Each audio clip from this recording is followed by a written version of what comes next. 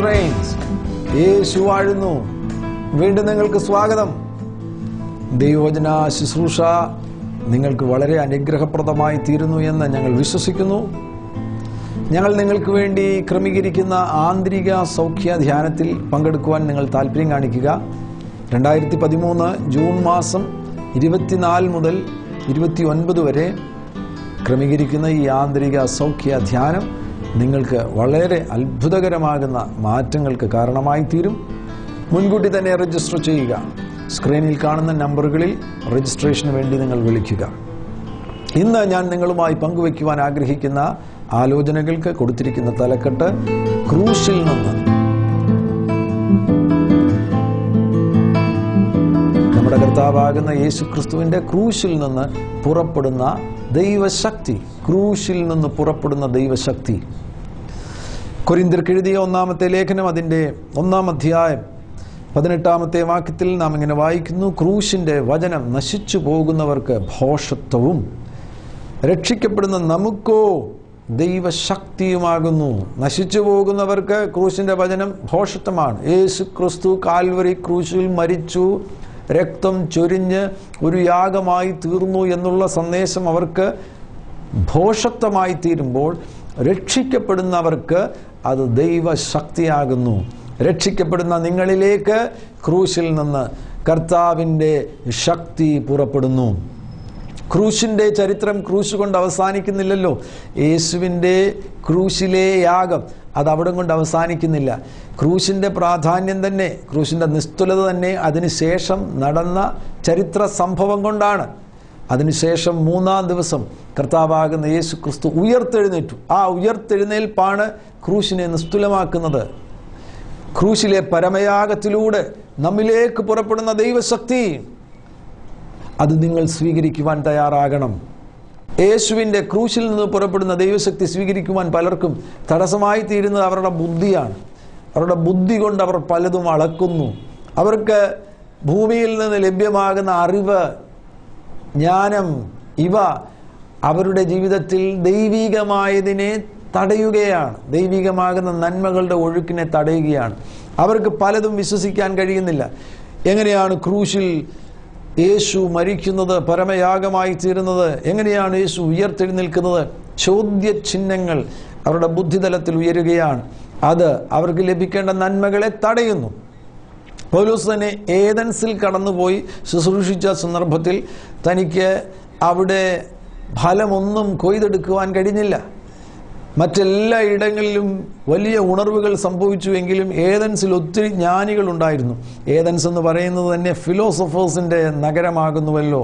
അത് പെരിക്ലിസിൻ്റെയും സോസ്തിനോസിൻ്റെയും സോക്രട്ടീസിൻ്റെയും പ്ലേറ്റോയുടെയും ഒക്കെ പട്ടണമായിരുന്നുവല്ലോ. ജ്ഞാനികളുടെ ഒരു പട്ടണമായിരുന്നു. ആ ജ്ഞാനികൾ അവർ ഒരുമിച്ച് കൂടിയിരുന്ന് എന്തെങ്കിലും തത്വശാസ്ത്രങ്ങൾ പങ്കുവയ്ക്കുന്നു. അവരുടെ ദിനംതോറുമുള്ള ഒരു ജീവിതചര്യയാണ് തത്വശാസ്ത്രത്തിൽ നിന്ന് എന്തെങ്കിലും പങ്കുവെച്ച് സംസാരിച്ച് സമയം കളയുന്നവർ. അവരുടെ മുൻപിൽ യേശുവിനെ കുറിച്ചുള്ള സുവിശേഷം പൗലോസ് പങ്കുവെച്ചു കഴിഞ്ഞപ്പോൾ, ക്രൂശിൻ്റെ ഭാഗം വന്നു കഴിഞ്ഞപ്പോൾ അവർക്ക് വിചിത്രമായി തോന്നി. മനുഷ്യകുലത്തിൻ്റെ രക്ഷയ്ക്ക് വേണ്ടി എങ്ങനെയാണ് ഒരു മനുഷ്യൻ മരിക്കുന്നത്, യാഗമായി തീരുന്നത്? അതിനുശേഷം 3-ാം ദിവസം അവിടുന്ന് എങ്ങനെയാണ് ഉയർത്തെഴുന്നേൽക്കുന്നത്? അവർക്ക് അതിന് കാരണം കണ്ടെത്തുവാൻ കഴിഞ്ഞില്ല. അവരുടെ തത്വശാസ്ത്രത്തിൽ അതിന് വിശദീകരണം ഉണ്ടായിരുന്നില്ല. അതിനാൽ ആ തത്വജ്ഞാനികൾക്ക് യേശുവിൽ വിശ്വസിക്കുവാൻ കഴിയാതെ വന്നു. നിങ്ങളുടെ ബുദ്ധി, നിങ്ങളുടെ കാരണം കണ്ടെത്തുവാൻ വേണ്ടിയുള്ള അന്വേഷണങ്ങൾ, ഇവ സത്യത്തെ തടയുവാൻ ഇടവരരുത്. അത്ഭുതത്തെ തടയുവാൻ ഇടവരരുത്. യേശുവിൻ്റെ ക്രൂശിൽ നിന്ന് പുറപ്പെടുന്ന ശക്തിയെ തടയുവാൻ ഇടവരരുത്. അത് സ്വീകരിക്കുവാൻ തക്കവണ്ണം ഒരു പൈതലിനെ പോലെ വിശ്വസിക്കുവാൻ നിങ്ങൾ തയ്യാറാകുന്നുവെങ്കിൽ യേശുവിൽ നിന്ന് പുറപ്പെടുന്ന, ക്രൂശിൽ നിന്ന് പുറപ്പെടുന്ന ആ സാധ്യതകൾ അത്ഭുത സാധ്യതകളാണ്. പറഞ്ഞറിയിക്കുവാൻ കഴിയാത്ത വലിയ സാധ്യതകളാണ് ക്രൂശിൽ നിന്ന് പുറപ്പെടുന്നത്. ക്രൂശിൻ്റെ സജീവത, ക്രൂശ് ഇന്നും സജീവമാകുന്നു. യേശുവിൻ്റെ രക്തം ഇന്നും സജീവമാകുന്നു. യേശുവിൻ്റെ രക്തം സംസാരിക്കുന്ന രക്തമാണ്. നമുക്ക് വേണ്ടി പ്രവർത്തിക്കുന്ന രക്തമാണ്. നമ്മുടെ പാപങ്ങളെ കഴുകി മാറ്റുവാൻ പ്രാപ്തിയുള്ള രക്തമാണ്. ആ ക്രൂശിൻ്റെ സാധ്യത, ആ സാധ്യത ഇന്നും യാഥാർത്ഥ്യമാണ്. വിശ്വസിക്കുന്നവർക്ക് ആ സാധ്യതകൾ അവരുടെ ജീവിതത്തിൽ വലിയ മാറ്റങ്ങൾ സൃഷ്ടിക്കുവാൻ കാരണമായി തീരും. വെളിപ്പാട് പുസ്തകം 5-ാമത്തെ അധ്യായത്തിൽ വെളിപ്പാട് കണ്ടുകൊണ്ടിരിക്കുന്ന, ദർശനം കണ്ടുകൊണ്ടിരിക്കുന്ന യോഹന്നാൻ നോക്കിയപ്പോൾ സിംഹാസനത്തിൽ ഇരിക്കുന്നവൻ്റെ വലങ്കയിൽ വെളിപ്പെട്ട അകത്തും പുറത്തും എഴുത്തുള്ള 7 മുദ്രയുള്ള പുസ്തകം. ആ പുസ്തകത്തിൻ്റെ മുദ്ര പൊട്ടിക്കുവാൻ ആരെയും കാണുന്നില്ല. വെളിപ്പാട് കണ്ടുകൊണ്ടിരിക്കുന്ന യോഹന്നാൻ പരവശനായി തീർന്നു, ദുഃഖിതനായി തീർന്നു. ഈ മുദ്ര പൊട്ടിക്കുവാൻ അധികാരമുള്ള ആരുമില്ലല്ലോ. എന്നാൽ പൊടുന്നനവെ അവിടെ കാണുവാൻ കഴിയുന്നു അറുക്കപ്പെട്ട കുഞ്ഞാടിനെ പോലെ ഒരുവൻ. അവിടുന്ന് മുദ്രകളേഴും പൊട്ടിക്കുവാൻ അധികാരം പ്രാപിച്ചിരിക്കുന്നു. ക്രൂശിലെ സാധ്യതയാണ്. ഏത് മുദ്രകളെയും പൊട്ടിക്കുവാനുള്ള അത്ഭുത അധികാരമാണ് ക്രൂശിലൂടെ ഒഴുകിയെത്തുന്നത്. ക്രൂശിലൂടെ നിങ്ങൾക്ക് ലഭിക്കുന്ന സാധ്യത ചെറുതല്ല, അത് അത്ഭുതകരമാണ്. എത്ര വലിയ മുദ്രകളാകട്ടെ, സാധാരണ മനുഷ്യർക്ക് പൊട്ടിക്കുവാൻ കഴിയാത്ത എത്ര വലിയ ബന്ധനങ്ങളാകട്ടെ, അവയെ തകർക്കുവാനുള്ള അധികാരം ക്രൂശിൽ നിന്ന് നിങ്ങളുടെ അരികിൽ എത്തിച്ചേരുവാൻ പോകുകയാണ്. അവർ പിശാചിനെ കുഞ്ഞാടിൻ്റെ രക്തം ഹേതുവായിട്ടും അവരുടെ സാക്ഷ്യവചനം ഹേതുവായിട്ടും ജയിച്ചു എന്ന് വെളിപ്പാട് പുസ്തകം 12-ാമത്തെ അധ്യായത്തിൽ നമുക്ക് കാണുവാൻ കഴിയുന്നു. അവരുടെ മുൻപിൽ വന്ന പ്രതിയോഗിയെ അവരെ എങ്ങനെയാണ് ജയിച്ചത്? പിശാചിനെ എങ്ങനെയാണ് അവർ ജയിച്ചത്? കുഞ്ഞാടിൻ്റെ രക്തം ഹേതുവായിട്ട്, അവരുടെ സാക്ഷ്യവചനം ഹേതുവായിട്ട്. പ്രതിസന്ധികൾ എത്ര വന്നു കഴിഞ്ഞാലും നിങ്ങളുടെ മുൻപിൽ വരുന്ന ആ പ്രതിസന്ധികളെ നിങ്ങൾക്ക് ജയിക്കുവാൻ കഴിയും കുഞ്ഞാടിൻ്റെ രക്തം ഹേതുവായിട്ട്. ആ രക്തത്തിലൂടെ പുറപ്പെടുന്ന അത്ഭുത ശക്തിയുണ്ട്. ആ ശക്തി പിശാചിൻ്റെ സകല പ്രവൃത്തികളെയും തകർക്കുവാൻ പ്രാപ്തിയുള്ള ശക്തിയാണ്. ക്രൂശിൽ നിന്ന് പുറപ്പെടുന്ന ഈ ദൈവശക്തി നിങ്ങൾ സ്വീകരിക്കുവാൻ തയ്യാറാകുക. ഞാൻ 3 മേഖലകളിലേക്ക് നിങ്ങളെ കൊണ്ടുപോകുവാൻ ആഗ്രഹിക്കുന്നു. പാപത്തിൻ്റെ ശക്തിയെ തകർക്കുവാൻ ക്രൂശിൽ നിന്ന് ശക്തി പുറപ്പെടുന്നു. രോഗത്തിൻ്റെ ശക്തിയെ തകർക്കുവാൻ ക്രൂശിൽ നിന്ന് ശക്തി പുറപ്പെടുകയാണ്. പരാജയത്തിൻ്റെ ശക്തിയെ തകർക്കുവാൻ ക്രൂശിൽ നിന്ന് ശക്തി പുറപ്പെടുന്നു. പാപം മനുഷ്യരിൽ ഇന്ന് പടർന്നു പിടിച്ചിരിക്കുന്ന ഏറ്റവും വലിയൊരു വിപത്താണ്. ആദാം മുതൽ ഇന്നുവരെയുള്ള സകല മാനവകുലത്തിലും ജന്മനാ തന്നെ ലഭിക്കുന്ന ഒരു വലിയ ശാപമാണ് പാപം എന്ന് പറയുന്നത്. അവൻ പാപത്തിൻ്റെ ആ സ്വാധീനത്തോടുകൂടിയാണ്, ആ പാപത്തിൻ്റെ മലിനതയോടുകൂടെ തന്നെയാണ്, രക്തത്തിൽ തന്നെ ആ സ്വാധീനത്തോടുകൂടിയാണ് ഈ ഭൂമിയിൽ പുറന്നു വീഴുന്നത്. ജനിച്ചു വീഴുന്ന കുഞ്ഞിനെ അനുസരണക്കേട് പഠിപ്പിക്കുവാൻ വേണ്ടി സ്കൂളിൽ വിടേണ്ട കാര്യമില്ലല്ലോ. അസൂയ പഠിപ്പിക്കുവാൻ വേണ്ടി പുസ്തകം കൊടുത്ത് അതിൽ നിന്ന് അസൂയയെക്കുറിച്ച് വിശദീകരിച്ചു കൊടുക്കേണ്ട കാര്യമില്ലല്ലോ.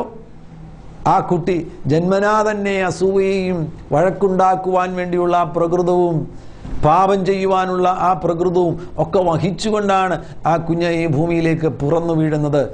ആ പാപത്തിൻ്റെ പരന്നിരിക്കുന്ന അവസ്ഥ റോമാലേഖനത്തിൽ അതിങ്ങനെ രേഖപ്പെടുത്തിയിരിക്കുന്നു. 5-ാം അധ്യായം 12-ാമത്തെ വാക്യത്തിൽ ഏക മനുഷ്യനാൽ പാപവും പാപത്താൽ മരണവും ലോകത്തിൽ കടന്നു. അങ്ങനെ ആ ഏക മനുഷ്യൻ്റെ പാപം മുഖാന്തരമായിട്ട് പാപം എല്ലാ മനുഷ്യരിലും പരന്നിരിക്കുകയാണ്. ആ പാപം പടർന്നു പിടിച്ചിരിക്കുന്ന, പാപത്തിൻ്റെ സ്വാധീനം പടർന്നു പിടിച്ചിരിക്കുന്ന അതിൻ്റെ ഏറ്റവും മോശമേറിയ ഒരു കാലഘട്ടത്തിലാണ് നാം ഇന്നായിരിക്കുന്നത്. പാപം, ആ പാപത്തിൻ്റെ പിന്നിലുള്ള ശക്തി, ഇതിൽ നിന്ന് നമ്മെ വിമോചിക്കുവാൻ, നമ്മെ സ്വതന്ത്രരാക്കുവാൻ പ്രാപ്തിയുള്ള ശക്തിയാണ് ക്രൂശിൽ നിന്ന് പുറപ്പെടുന്നത്. പാപത്തിന് ഒരു പ്രത്യേകതയുണ്ട്. പാപം വരുത്തി വയ്ക്കുന്ന ഒരു പ്രധാനപ്പെട്ട വിനയാണ് അടിമത്വം എന്ന് പറയുന്നത്. സ്ലേവറി കൊണ്ടുവരുവാൻ പാപത്തിന് പ്രാപ്തിയുണ്ട്. പാപം ചെയ്യുന്ന വ്യക്തി പാപത്തിൻ്റെ ദാസനാകുന്നു എന്ന് ബൈബിൾ പറയുന്നു. യോഹന്നാന്റെ സുവിശേഷം 8-ാമത്തെ അധ്യായത്തിൽ യേശു തൻ്റെ അരികിൽ വന്ന യഹൂദന്മാരുമായിട്ട് ആശയവിനിമയം നടത്തുന്ന സന്ദർഭത്തിൽ യേശു അവരോട് പറഞ്ഞു, നിങ്ങൾ എൻ്റെ വചനത്തിൽ നിലനിൽക്കുന്നു എങ്കിൽ സാക്ഷാൽ നിങ്ങൾ എൻ്റെ ശിഷ്യന്മാരായി തീർന്നു. സത്യം അറിയുകയും സത്യം നിങ്ങളെ സ്വതന്ത്രരാക്കുകയും ചെയ്യും.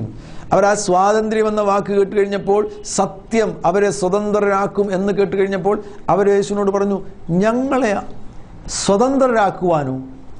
ഞങ്ങൾ ആർക്കും ഇതുവരെ അടിമകളായിരുന്നിട്ടില്ല. അവരെന്താ പറയുന്നത്? അവരിപ്പോൾ തന്നെ അടിമകളായിരിക്കുകയാണ്. ആ പറയുന്ന സന്ദർഭത്തിൽ യേശുവിനോട് ഞങ്ങൾ അടിമകളല്ല എന്ന് പറയുന്ന സന്ദർഭത്തിൽ തന്നെ അവർ റോമാക്കാർക്ക് അടിമകളാണ്. പിന്നീട് അവരുടെ പഴയ ചരിത്രം എടുക്കുകയാണെങ്കിൽ ഏതൊക്കെ കാലഘട്ടത്തിൽ അവർ അടിമകളായിരുന്നിട്ടുണ്ട്. അവരുടെ പഴയ ചരിത്രം എടുക്കുകയാണെങ്കിൽ അനേകം രാജ്യങ്ങൾക്ക് അവർ അടിമകളായിരുന്നിട്ടുണ്ട്. ബാബിലോണിന് അവർ അടിമകളായിരുന്നു, അസീര്യക്ക് അവർ അടിമകളായിരുന്നു, ഗ്രീക്കുകാർക്ക് അവർ അടിമകളായിരുന്നു, ഫെലിസ്ത്യർക്ക്, മിദ്യാന്യർക്ക്, അമ്മൂന്യർക്കൊക്കെ ഇടക്കാലങ്ങളിൽ അവർ അടിമകളായിരുന്നിട്ടുണ്ട്. യേശുവിനോട് ഞങ്ങൾ അടിമകളല്ല എന്ന് പറയുന്ന സന്ദർഭത്തിൽ തന്നെ അവർ റോമാക്കാർക്ക് അടിമകളാണ്. അവർ തങ്ങളുടെ ജീവിതത്തിൽ സംഭവിക്കുന്നത് എന്താണെന്ന് മനസ്സിലാക്കുന്നില്ല. അതുതന്നെയല്ലേ നമുക്ക് ഇന്ന് പറ്റിയിരിക്കുന്ന ഗതികേട്. നമ്മുടെ ജീവിതത്തിൽ സംഭവിക്കുന്നത് നാം തിരിച്ചറിയുന്നില്ല. അത് വരുത്തിവെക്കുവാൻ പോകുന്ന വിനയെക്കുറിച്ചുള്ള തിരിച്ചറിവില്ലാതെയാണ് നാം ഈ പാപത്തിൽ തന്നെ തുടരുന്നത്.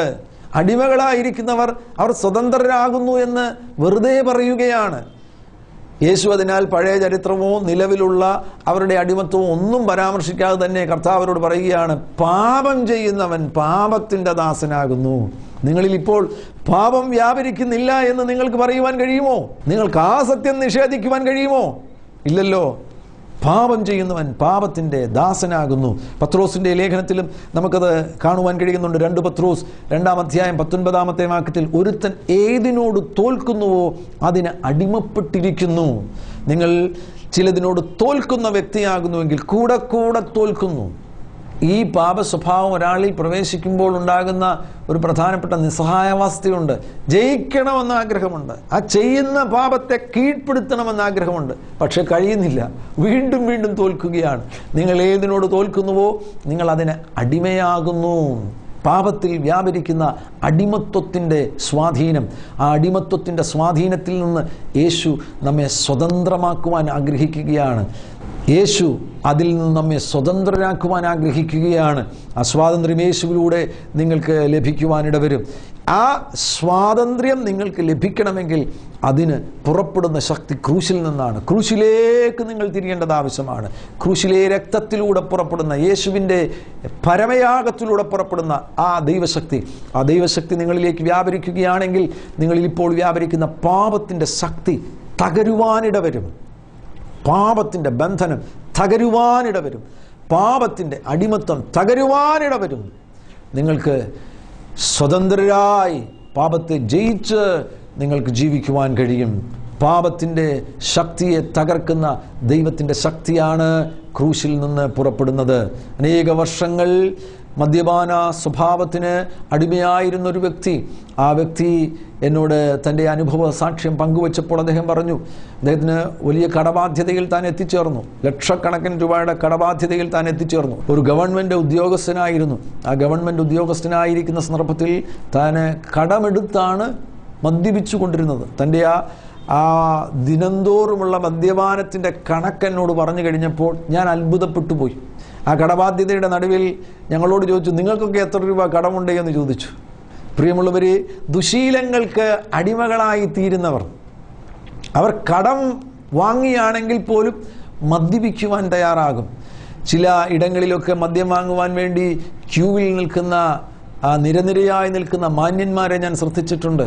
അവരുടെ ജീവിതത്തിൽ സാധാരണ ആവശ്യങ്ങൾക്കൊന്നും അവർ ഇങ്ങനെ പോയി ക്യൂ നിൽക്കുവാൻ തയ്യാറാകത്തില്ല, പിന്നിൽ നിൽക്കുവാൻ തയ്യാറാകത്തില്ല. എന്നാൽ ആ പ്രത്യേക ഇടത്ത് ഇവർ ഈ നിരയിൽ നിൽക്കുന്നതിൻ്റെ രഹസ്യം എന്താണ്? അവരെ അതിലേക്ക് തള്ളിവിടുന്ന പാപത്തിൻ്റെ ശക്തി. അത് മുഖാന്തരം ആരോഗ്യം നഷ്ടപ്പെടുന്നു, പണം നഷ്ടപ്പെടുന്നു, ജീവിതത്തിൽ എന്താകണമെന്ന് ആഗ്രഹിക്കുന്നുവോ അത് അവർക്കാകുവാൻ കഴിയാതെ വണ്ണമായിട്ട് ജീവിതം നരകതുല്യമായി തീരുകയാണ്, മരണതുല്യമായി തീരുകയാണ്, മിസറബിളായി തീരുകയാണ്. അങ്ങനെ ജീവിക്കുവാൻ വേണ്ടിയല്ല ദൈവം നിങ്ങളെ സൃഷ്ടിച്ചിരിക്കുന്നത്. ആ പാപത്തിൻ്റെ ശക്തിയെ നിങ്ങൾക്ക് തകർക്കുവാൻ കഴിയും. ഈ ഗവൺമെൻറ് ഉദ്യോഗസ്ഥൻ ലക്ഷക്കണക്കിന് രൂപ മദ്യപാനത്തിലൂടെ കടം വരുത്തിയ മനുഷ്യൻ, എന്നാൽ യേശുവിൽ വന്നതോടുകൂടെ തനിക്ക് ആ മദ്യപാനത്തിൽ നിന്ന് പൂർണ്ണമായ സ്വാതന്ത്ര്യം പ്രാപിക്കുവാൻ കഴിഞ്ഞു. ദിവസങ്ങൾ എഴുതി വച്ചിരിക്കുകയാണ്. ആ മദ്യപാനാസക്തിയിൽ നിന്ന് സ്വാതന്ത്ര്യം പ്രാപിച്ചതിന് ശേഷമായിട്ട് ചില വർഷങ്ങൾ കഴിഞ്ഞു പോയിരിക്കുന്നത് താൻ എഴുതി വച്ചിരിക്കുകയാണ്. ഓരോ ദിവസവും തൻ്റെ ഡയറി കുറിപ്പിൽ എഴുതി വയ്ക്കും, ഇത്ര ദിവസമായിട്ട് ഞാൻ മദ്യപിച്ചിട്ടില്ല. യേശുവിന് സ്തോത്രം. യേശുവിന് നിങ്ങളുടെ ജീവിതത്തിൽ പാപത്തിൻ്റെ സകല ശക്തികളെയും തകർത്ത് നിങ്ങളെ സ്വതന്ത്രനാക്കുവാൻ പ്രാപ്തിയുള്ളവനാണ് യേശു. പാപത്തിൻ്റെ പരിണത ഫലങ്ങൾ, ആ പരിണത ഫലങ്ങൾ ഈ ഭൂമി കൊണ്ട് മാത്രം തീരുന്നതല്ല.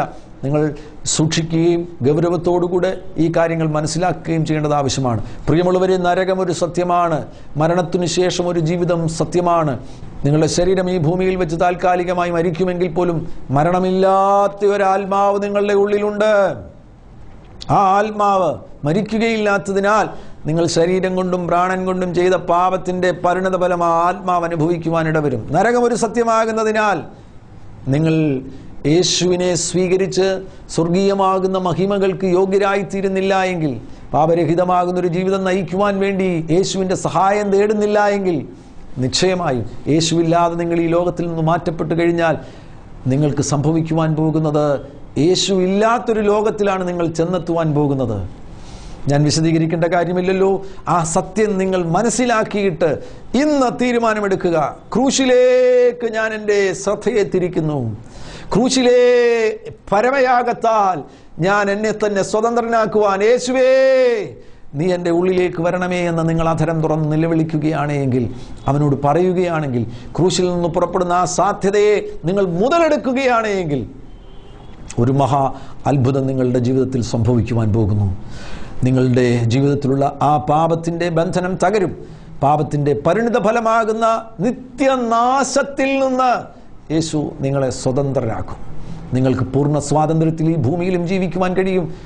മാത്രവുമല്ല, വരുവാനുള്ള ലോകത്തിൽ നിങ്ങൾക്ക് ആ അനന്തമാകുന്ന സന്തോഷത്തിലേക്ക്, അവസാനമില്ലാത്ത ആ ജീവിതത്തിലേക്ക്, യേശുവിനോട് കൂടെയുള്ള ജീവിതത്തിലേക്ക് നിങ്ങൾക്ക് പ്രവേശിക്കുവാനും കഴിയും. പാപത്തിൻ്റെ ശക്തിയിൽ നിന്ന്, ക്രൂശിൽ നിന്ന് പുറപ്പെടുന്ന ദൈവശക്തി നിങ്ങളെ സ്വതന്ത്രരാക്കുന്നു. ക്രൂശിൻ്റെ ശക്തി നിങ്ങൾ മുതലെടുക്കുക. ഞാൻ മുന്നോട്ട് പോകട്ടെ. വീണ്ടും ഞാൻ പരാമർശിക്കുന്നു, രോഗത്തിൻ്റെ ശക്തിയിൽ നിന്നും ക്രൂശിൽ നിന്നും പുറപ്പെടുന്ന ദൈവശക്തി നിങ്ങളെ സൗഖ്യമാക്കുന്നു. നിങ്ങൾ രോഗ സ്വാധീനങ്ങൾക്ക് അടിമകളായിരിക്കുന്ന സന്ദർഭത്തിൽ മനസ്സിലാക്കേണ്ട ഒരു പ്രധാനപ്പെട്ട സത്യമുണ്ട്. ക്രൂശിൽ 2000 വർഷങ്ങൾക്ക് മുന്നമേ യേശു നിങ്ങൾക്ക് വേണ്ടി മരിക്കുന്ന സന്ദർഭത്തിൽ അവിടുന്ന് നിങ്ങളുടെ പാപങ്ങൾ മാത്രമല്ല വഹിച്ചുകൊണ്ട് മരിച്ചത്. നിങ്ങളുടെ പാപത്തിൻ്റെ പരിഹാരത്തിന് വേണ്ടി മാത്രമല്ല അവിടുന്ന് മരിക്കുന്നത്. വളരെ വ്യക്തമായിട്ട് നമുക്ക് ബൈബിളിൽ നിന്ന് മനസ്സിലാക്കുവാൻ കഴിയുന്നു. നിങ്ങൾ അനുഭവിക്കുന്ന സകല ശാരീരിക പീഡകളും രോഗങ്ങളും അവിടുന്ന് ക്രൂശിൽ വഹിച്ചിരിക്കുന്നു. അവിടുത്തെ അടിപ്പിണരുകളാൽ നിങ്ങൾക്ക് അന്നേ സൗഖ്യമുണ്ടായതാണ്. ഇന്നത് നിങ്ങൾക്ക് വിശ്വാസത്താൽ സ്വീകരിക്കുവാൻ കഴിയും, പ്രാപിക്കുവാൻ കഴിയും. നിങ്ങളത് വിശ്വസിക്കുകയാണെങ്കിൽ, ആ സത്യം നിങ്ങൾ മനസ്സിലാക്കി ആ സത്യം നിങ്ങൾ സ്വീകരിക്കുകയാണെങ്കിൽ നിങ്ങൾക്കത് വിശ്വാസത്താൽ സ്വീകരിക്കുവാൻ കഴിയും. യേശു നിങ്ങൾക്ക് വേണ്ടി ആ വലിയ കാര്യം ക്രൂശിൽ നിർവഹിച്ചിരിക്കുന്നതിനാൽ സൗജന്യമായി നിങ്ങളുടെ ശരീരത്തിൽ നിങ്ങൾക്ക് സൗഖ്യം പ്രാപിക്കുവാൻ കഴിയും. നിങ്ങൾ ഇന്ന് ശരീരത്തിൽ അനുഭവിക്കുന്ന ഈ രോഗമെന്ന് പറയുന്നത് അതൊരു ഫാക്റ്റാണ്. യഥാർത്ഥത്തിൽ ട്രൂത്ത്, സത്യമെന്ന് പറയുന്നത് രോഗമല്ല, സൗഖ്യമാണ്. എന്തുകൊണ്ട്? നിങ്ങൾ യേശുവിനെ രക്ഷകനായി സ്വീകരിച്ചൊരു വ്യക്തിയാണെങ്കിൽ, നിങ്ങൾ യേശുവിനെ രക്ഷകനായി സ്വീകരിക്കുന്ന ആ നിമിഷത്തിൽ തന്നെ എഫേസ്യ ലേഖനം 2-ാമത്തെ അധ്യായത്തിൻ്റെ അടിസ്ഥാനത്തിൽ കർത്താവ് നിങ്ങളെ സ്വർഗസ്ഥലങ്ങളിൽ ഇരുത്തിയിരിക്കുകയാണ്, കർത്താവിനോട് കൂടെ ഇരുത്തിയിരിക്കുകയാണ്. എഫേസ്യ ലേഖനം നിങ്ങൾ പഠിക്കുകയാണെങ്കിൽ അവിടെ നിങ്ങൾക്ക് കാണുവാൻ കഴിയുന്ന 2 പ്രധാനപ്പെട്ട സന്ദേശങ്ങളുണ്ട്. ഒന്ന്, ഇൻ ക്രൈസ്റ്റ്, ക്രിസ്തുവിൽ നിങ്ങളാകുന്നു. രണ്ടാമത്, ക്രിസ്തു നിങ്ങളിൽ വസിക്കുന്നു. നിങ്ങൾ ക്രിസ്തുവിൽ വസിക്കുന്നു, ക്രിസ്തു നിങ്ങളിൽ വസിക്കുന്നു. അതാണ് നമുക്ക് കർത്താവ് നൽകിയിരിക്കുന്ന അത്ഭുതകരമാകുന്നൊരു പദവി എന്ന് പറയുന്നത്. യേശു ക്രിസ്തു നമ്മുടെ ഉള്ളിൽ വരുന്ന സന്ദർഭത്തിൽ അവിടുന്ന് നമ്മിൽ വസിക്കുക മാത്രമല്ല, നാം ക്രിസ്തുവിൽ വസിക്കുന്നവരാകുന്നു. അങ്ങനെ നാം ഇപ്പോൾ സ്വർഗസ്ഥലങ്ങളിൽ വസിക്കുന്നു. നാം ആത്മാവിൽ ഇപ്പോൾ തന്നെ ക്രിസ്തുവിലായിരിക്കുന്നു. ക്രിസ്തുവിലായിരിക്കുന്നതിനാൽ ഇപ്പോൾ പിതാവിൻ്റെ വലതുഭാഗത്ത് ക്രിസ്തുവിനോടുകൂടെ യേശുവിൽ നാം വസിക്കുകയാണ്. യേശുവിൽ വസിക്കുന്ന നമുക്ക് രോഗമില്ല. നിങ്ങൾ ഭൂമിയിലായിരിക്കുന്ന നിങ്ങൾക്ക് നിങ്ങളുടെ ശരീരത്തിൽ നിങ്ങൾ അനുഭവിക്കുന്ന ബുദ്ധിമുട്ടുണ്ട്. ആ ബുദ്ധിമുട്ടെന്ന് പറയുന്ന ഒരു ഫാക്റ്റ് മാത്രമാണ്. എന്നാൽ ട്രൂത്ത് എന്ന് പറയുന്നത് നിങ്ങളുടെ ശരീരത്തിന് രോഗമില്ല. നിങ്ങളുടെ ശരീരത്തെ കർത്താവ് 2000 വർഷങ്ങൾക്ക് മുന്നമേ സൗഖ്യമാക്കിയിരിക്കുന്നു. നിങ്ങൾക്ക് രോഗമില്ല. ക്രിസ്തുവിലായിരിക്കുന്ന സ്വർഗസ്ഥലങ്ങളിൽ ഇരിക്കുന്ന നിങ്ങൾ രോഗരഹിതരാകുന്നു. ആ ട്രൂത്തിനെ നിങ്ങൾക്ക് നിങ്ങളുടെ ജീവിതത്തിൽ കൊണ്ടുവരുവാൻ കഴിയും. നിങ്ങളുടെ ഈ ഫാക്റ്റിനെ മാറ്റിയതിന് ശേഷമായിട്ട് ആ സത്യത്തെ നിങ്ങൾക്ക് സ്വീകരിക്കുവാൻ കഴിയും. എങ്ങനെ? വിശ്വാസത്താൽ. യോവേൽ പ്രവാചകന്റെ പുസ്തകത്തിൽ അതുകൊണ്ടാണ് ആ പ്രവാചകൻ വിളിച്ചു പറയുന്നത്, അതുകൊണ്ട് let the weak say I am strong. ഇപ്പോൾ ദുർബലൻ തന്നെത്താൻ വീരനിൽ മതിക്കട്ടെ എന്നാണ് യോവേൽ പ്രവാചകൻ പറയുന്നത്. let the weak say I am strong. എങ്ങനെയാണ് ബലഹീനനാകുന്ന ഒരു വ്യക്തിക്ക് വീരനിൽ നിന്നും മതിക്കുവാൻ കഴിയുന്നത്? വളരെ ലളിതം. ഞാൻ ഇപ്പോൾ പറഞ്ഞതാണ്. ആ ബലഹീനത എന്ന് പറയുന്നത്, തൻ്റെ ശരീരത്തിൽ വ്യാപരിക്കുന്ന ആ ദൗർബല്യം എന്ന് പറയുന്നത് അതൊരു ഫാക്റ്റാണ്. പക്ഷെ ട്രൂത്ത് എന്ന് പറയുന്നത് നിങ്ങളൊരു വീരനാണ്. സ്വർഗസ്ഥലങ്ങളിൽ ഇരിക്കുന്ന ക്രിസ്തുവിൽ വസിക്കുന്ന നിങ്ങളൊരു വീരനാണ്. നിങ്ങൾ ശക്തനാകുന്നു. ആ സത്യത്തെ നിങ്ങൾക്ക് നിങ്ങളുടെ ജീവിതത്തിൽ കൊണ്ടുവരുവാൻ കഴിയും, യാഥാർത്ഥ്യമാക്കുവാൻ കഴിയും. ആ ഫാക്റ്റിനെ നിങ്ങൾക്ക് പുറത്താക്കുവാൻ കഴിയും. എങ്ങനെ നിങ്ങൾ അതിനോട് സമീപിക്കണം? നിങ്ങളുടെ ശാരീരിക പീഡകൾ, അതിനെ നിങ്ങൾ ഹൃദയം കൊണ്ട് അംഗീകരിക്കാതെ അധരം കൊണ്ട് അതിനോട് എതിർത്തു നിൽക്കേണ്ടത് ആവശ്യമാണ്. നിങ്ങൾ വിളിച്ചു പറയണം, യേശുവിൻ നാമത്തിൽ ഞാൻ സൗഖ്യമായിരിക്കുന്നു, യേശുവിൻ നാമത്തിൽ ഞാൻ സൗഖ്യമായിരിക്കുന്നു. Let the weak say I am strong. നിങ്ങളുടെ ആ ബലഹീനതയിലും നിങ്ങൾ വിളിച്ചു പറയുക, ഞാൻ ശക്തനാകുന്നു, ഞാൻ ശക്തനാകുന്നു, ഞാൻ ശക്തനാകുന്നു, ഞാൻ ശക്തനാകുന്നു. നിങ്ങൾ പറയുമ്പോൾ നിങ്ങളൊന്നും കണ്ടില്ലെന്നിരിക്കാം, നിങ്ങളൊന്നും അനുഭവിച്ചില്ലെന്നിരിക്കാം. പക്ഷേ നിങ്ങൾ വീണ്ടും വീണ്ടും ആവർത്തിച്ച് പറയുക, ആവർത്തിച്ച് പറയുക, ആവർത്തിച്ച് പറയുക. ഇസഹാക്ക് പഴയ നിയമത്തിൽ ഉൽപ്പത്തി പുസ്തകത്തിൽ നമുക്ക് കാണുവാൻ കഴിയുന്നു, താൻ ചില കിണറുകൾ കുഴിക്കുന്നുണ്ട്. ആ കിണറുകൾ, ഒന്നാമത്തെ കിണർ കുഴിച്ചു.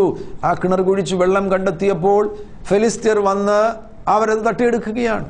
അവന് ലഭിക്കേണ്ടിയിരുന്ന നന്മ തട്ടിക്കൊണ്ടുപോയി. രണ്ടാമത് വീണ്ടും താനൊരു കിണർ കുഴിക്കുകയാണ്.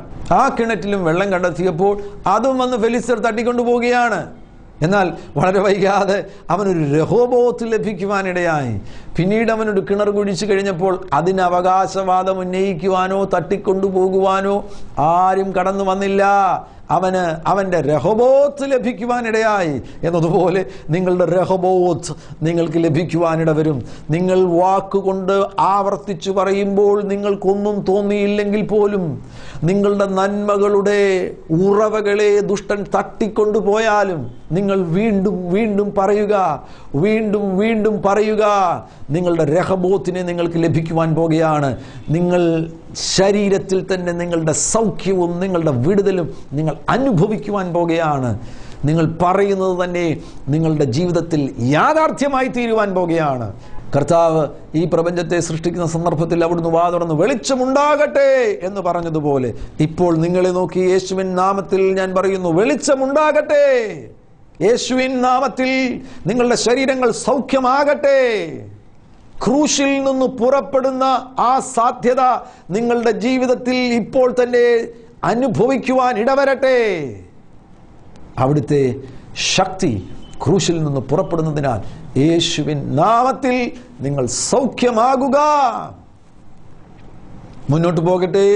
ക്രൂശിൽ നിന്ന് പുറപ്പെടുന്ന ആ ശക്തി, ദൈവശക്തി, നിങ്ങളുടെ പരാജയങ്ങളിൽ നിന്ന് നിങ്ങളെ പുറത്തു കൊണ്ടുവരുവാൻ പ്രാപ്തിയുള്ള ദൈവശക്തിയാണ്. ക്രൂശിലെ ഏറ്റവും വലിയൊരു സാധ്യതയാണ് വിജയമെന്ന് പറയുന്നത്. എല്ലാ മേഖലയിലും വിജയം. ക്രൂശ് ഒരു പരാജയമെന്ന് അന്ന് പലർക്കും തോന്നി. ക്രൂശിച്ചവർക്ക് ക്രൂശിനെ നോക്കുമ്പോൾ യേശു പരാജയപ്പെട്ടു, ക്രൂശ് ഒരു പരാജയത്തിൻ്റെ അടയാളമെന്ന് അവർക്ക് തോന്നി. റോമാക്കാർക്ക് തോന്നി, ചുറ്റും നിന്നവർക്ക് തോന്നി, പടയാളികൾക്ക് തോന്നി. പക്ഷേ പ്രിയമുള്ളവരെ, ലോകം 2000 വർഷങ്ങളായിട്ട് ക്രൂശ് വിജയമാകുന്നു എന്ന് വിളിച്ചു പറയുന്നു. ക്രൂശ് വിജയമാകുന്നു എന്ന് 3-ാം ദിവസം തന്നെ തെളിയിക്കപ്പെട്ടു. 3-ാം ദിവസമാണ് അവർക്കത് ബോധ്യമായത്. എന്നാൽ ക്രൂശിൽ ആ യാഗം നടന്നുകൊണ്ടിരിക്കുമ്പോൾ തന്നെ ക്രൂശ് വിജയമാണ്. അവിടെ എന്താണ് സംഭവിക്കുന്നത്? യേശു യാഗമായി തീരുന്ന സന്ദർഭത്തിൽ പിശാചിന്റെ തല തകരുകയാണ്. ആ നിമിഷത്തിൽ തന്നെ ക്രൂശ് വിജയമാണ്. ലോകർക്ക് മനസ്സിലായത് 3-ാം ദിവസമാണ്. കല്ലറകളെ തകർത്ത് യേശു പുറത്തു വന്നപ്പോൾ ലോകർക്ക് മനസ്സിലായി ക്രൂശ് വിജയമാകുന്നു എന്ന്. ഈ പ്രപഞ്ചത്തിലെ വിജയത്തിൻ്റെ അടയാളമാണ് കാൽവറി ക്രൂശ് എന്ന് പറയുന്നത്. ക്രൂശിലൂടെ പുറപ്പെടുന്ന വിജയം, ആ സാധ്യതയെ നിങ്ങൾ പ്രയോജനപ്പെടുത്തുക.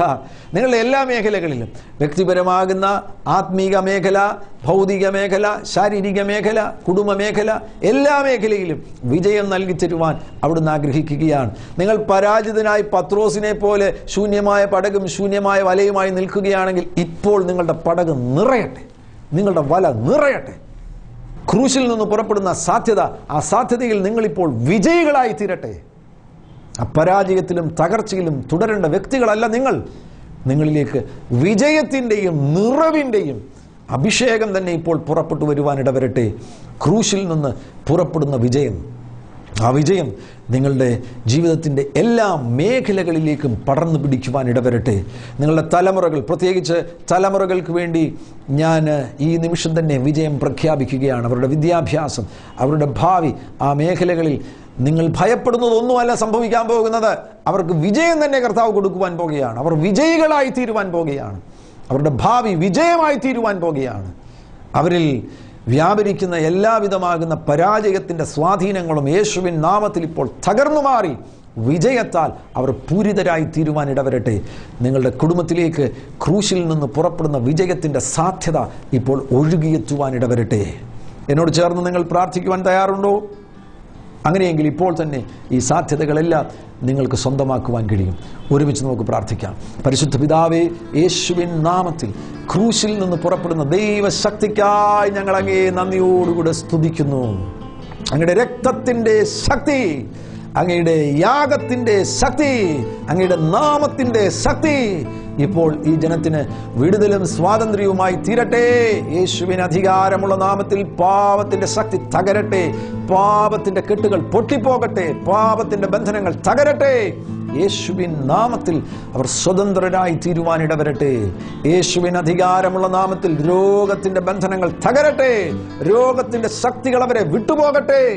ക്രൂശിൽ നിന്ന് പുറപ്പെടുന്ന ദൈവത്തിൻ്റെ ശക്തി, യേശുവിൻ്റെ അടിപ്പിണറുകളാൽ പുറപ്പെടുന്ന രോഗസൗഖ്യം ഇപ്പോൾ അവരിൽ വ്യാപരിക്കുവാൻ ഇടവരട്ടെ.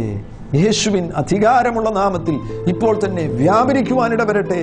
തല മുതൽ പാദം വരെ സൗഖ്യം വ്യാപരിക്കുവാൻ ഇടവരട്ടെ. രോഗം മാറുകയില്ല എന്ന് വൈദ്യശാസ്ത്രം വിധി എഴുതിയിരിക്കുന്ന ഈ പ്രിയപ്പെട്ടവർ ഇപ്പോൾ യേശുവിൻ നാമത്തിൽ സൗഖ്യമാകട്ടെ. കാലിന്റെ ചലനശേഷി നഷ്ടപ്പെട്ട ഒരു വ്യക്തി ഇപ്പോൾ യേശുവിൻ നാമത്തിൽ സൗഖ്യമാകുന്നു. കർത്താവ് അത്ഭുതം ചെയ്യുന്ന സ്നേഹത്തിനായി സ്തോത്രം ചെയ്യുന്നു. കർത്താവെ, ക്രൂശിൽ നിന്ന് പുറപ്പെടുന്ന വിജയത്തിന്റെ ശക്തി ഇപ്പോൾ അവർ സ്വന്തമാക്കുവാൻ ഇടവരട്ടെ.